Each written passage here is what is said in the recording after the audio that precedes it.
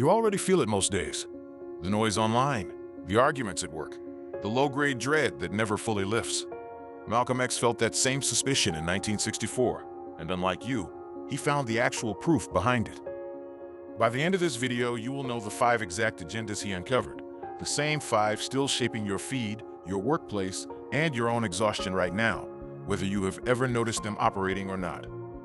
Miss this, and the chaos keeps working on you exactly as designed. See it clearly, and it stops working the same way again. That is the difference between reacting to your life and actually running it yourself. In 1964, Malcolm X stood at a podium in Harlem and told a stunned crowd that nothing they were fighting over was an accident. He called it calculated chaos, and he named it piece by piece. He had spent years inside movements, mosques, and prison cells studying how power behaves when threatened. What he found was not one villain pulling a lever, but a repeatable machine, 5 gears, each aimed at keeping people manageable. 5 agendas, 5 names he gave to 5 traps, each one still running today in places you would never think to look. This is the anatomy of control, according to the man who read it first. Agenda 1. Malcolm named it the horizontal war, the practice of keeping people fighting sideways against each other, so no one ever turns to look upward at who is actually holding the whip in the first place. He watched 2 men from the same block argue over a stolen radio outside a Harlem tenement, oblivious to the empty lot behind them, where a promised job center had stood vacant for 3 straight years. The horizontal war runs today inside a comment section, where 2 strangers argue for an hour over a stranger's opinion, while the algorithm above them quietly decides exactly what both of them see next, and next again. It was not an accident, Malcolm argued, that starved neighborhoods also became saturated with reasons to fight each other. Scarcity was not just an economic condition, it was a management tool, pointed in the wrong direction on purpose. The genius of the horizontal war is that it needs no visible enemy. No one has to announce the strategy. The conditions alone do the work, manufacturing rivalry out of desperation, and desperation out of decisions made far away.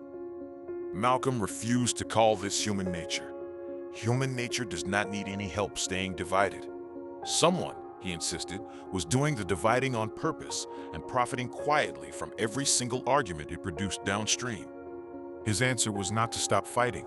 It was to ask, every single time, who benefits from this particular fight, and why the anger always seems to point sideways instead of upward toward actual power. Agenda 2. Malcolm called it the victim-villain reversal, a line so precise it still circulates unchanged. The press, he said, can make the criminal look like the victim, and the victim look like the criminal. He had lived it directly, watching his own words get clipped and rearranged on the evening news until a warning became a threat, and a diagnosis became an accusation, without a single quote actually changing. The victim-villain reversal runs today in a 15-second clip, stripped of its first 10 minutes of context, reshared until the framing becomes the only version anyone downstream ever actually sees or seriously questions. This was not carelessness, Malcolm believed. It was architecture, a deliberate framing built to protect existing power by swapping the emotional roles of the harmed and the harmful, one headline at a time, every time. The victim becomes the villain through tone, through camera angle, through which sentence gets cut and which one gets amplified. The facts barely change. Only the frame shifts, and public sympathy follows obediently right behind it.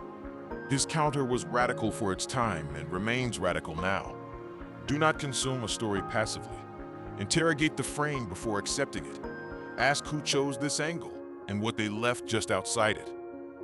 This is the second trap, perception engineered faster than truth can travel.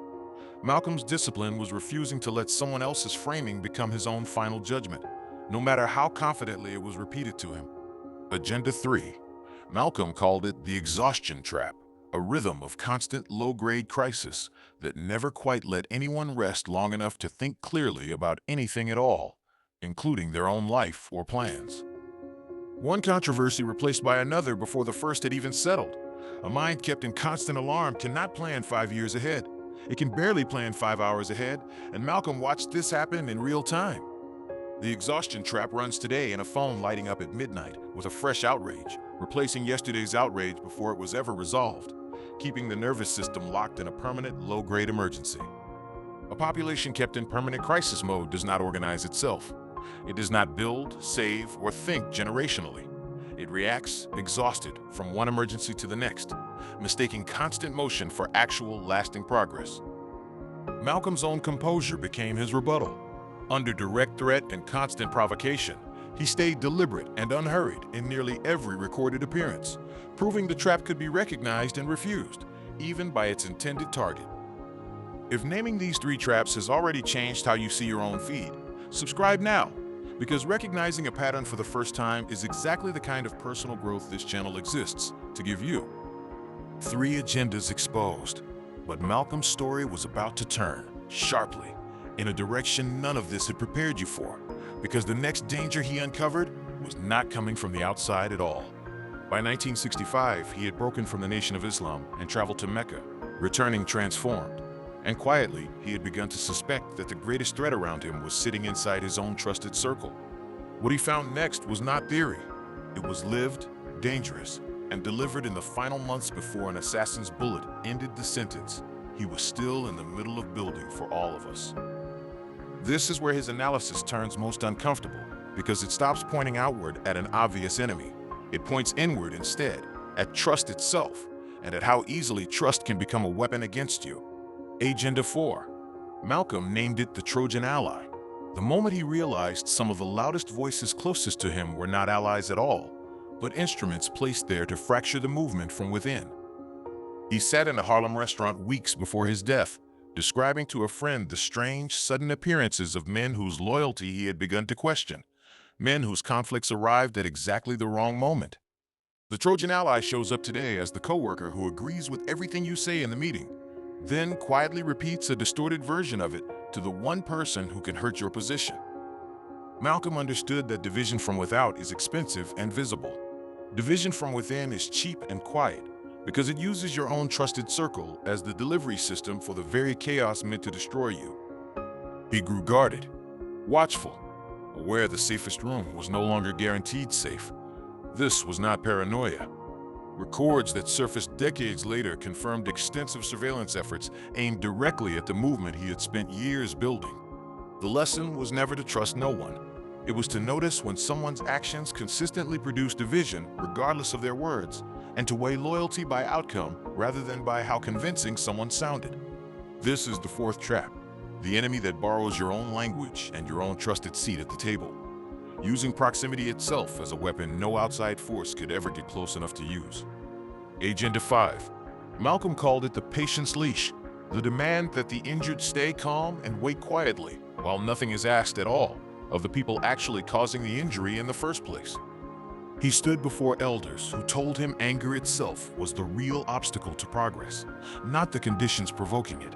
And he watched younger men in the room lower their eyes, trained already to agree. The patience leash runs today inside a workplace where raising a legitimate problem gets you quietly labeled difficult, while the problem itself gets rescheduled again for a future meeting that never actually seems to arrive. Malcolm rejected this trade completely. Respectability, demanded selectively and applied so unevenly, functions as a leash and not a virtue, used almost exclusively on the people with the very least power in any given room. This did not make him reckless. It made him precise about which patience was genuine discipline and which patience was simply delay, dressed up carefully in the language of virtue to make delay feel noble. He asked a single question that still lands with force today.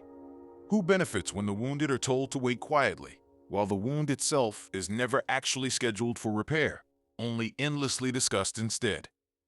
This is the 5th and final trap, morality weaponized very selectively, asking real sacrifice only from those already carrying the most weight, and calling any honest objection to it impatience, or worse still, plain ingratitude.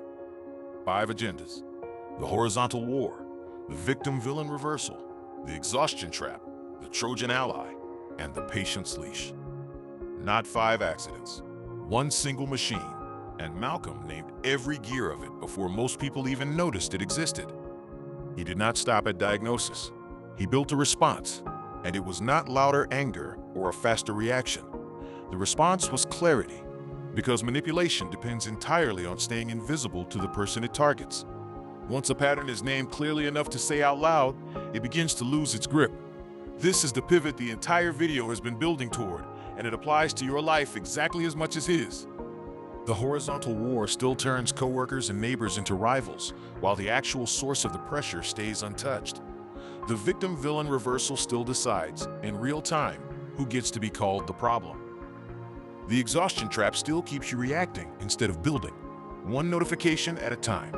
The Trojan ally still hollows out trust from the inside, using closeness as the very thing that makes it work.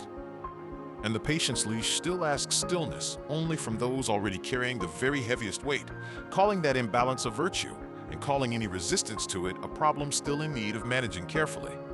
Malcolm's ultimate rebellion was never volume at all. It was stillness, precise and unshaken, the kind of composure that refuses to be rushed into the exact reaction the machine was counting on receiving from him. He proved something the machine truly did not want proven. The chaos only works on a mind that has not yet named it clearly. Once named, it can finally, deliberately, be refused instead of obeyed. Here's the framework Malcolm left behind, built from years of surviving direct pressure rather than from theory. Use it the next time the chaos arrives, because it will arrive again, probably before the week is out. First, when an argument appears, ask who benefits from you fighting sideways instead of looking upward. Second, before reacting to a clip or a headline, ask what exists just outside the frame you were shown. Third, when urgency feels constant, pause before responding, because a rested mind plans in years while an exhausted one only plans in hours.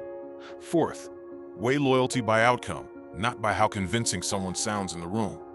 Fifth, notice when patience is being demanded only of you, and ask honestly whether that patience is discipline or simply a leash with better manners. 5 questions. 1 machine. Carry them into whatever chaos greets you next. He did not get to finish the sentence he was building in 1965, but the 5 agendas he named did not die with him. They kept operating, waiting for someone to recognize them again. That someone is you, right now, holding a framework he paid for with his life. Subscribing here is not a favor to this channel. It is you choosing to keep seeing the pattern instead of forgetting it by tomorrow.